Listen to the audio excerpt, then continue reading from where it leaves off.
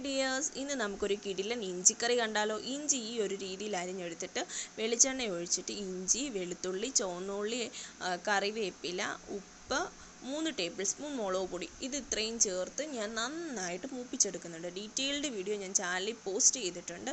ആർക്കെങ്കിലും എന്തെങ്കിലും ഡൗട്ട് ഉണ്ടെങ്കിൽ ചാനലിൽ പോയി കാണാം കേട്ടോ. ഇത് നല്ലപോലെ മൂപ്പിച്ചെടുക്കണം. മുളക് പൊടി കരിയാൻ പാടില്ല. 3 ടേബിൾ സ്പൂൺ കാശ്മീരി ചില്ലി പൗഡറാണ് ഞാൻ എടുത്തിരിക്കുന്നത്. ഇത് മൂപ്പിച്ചെടുത്തതിന് ശേഷം തണുത്ത് കഴിഞ്ഞ് മിക്സിയുടെ ജാറിലിട്ട് ഈ ഒരു രീതിയിൽ അരിഞ്ഞെടുക്കുക.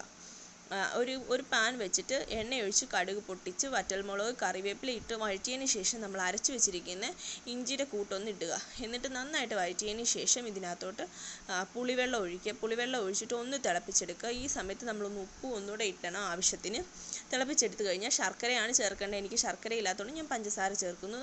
ഒരു പിഞ്ച് ഉലുവാപ്പൊടിയും കൂടെ ചേർത്ത് കഴിഞ്ഞാൽ കിടിലൻ ഇഞ്ചിക്കറി റെഡി ആയിട്ടുണ്ട്. വീഡിയോ ഇഷ്ടപ്പെട്ടാൽ ചാനൽ സബ്സ്ക്രൈബ് ചെയ്യണേ. താങ്ക്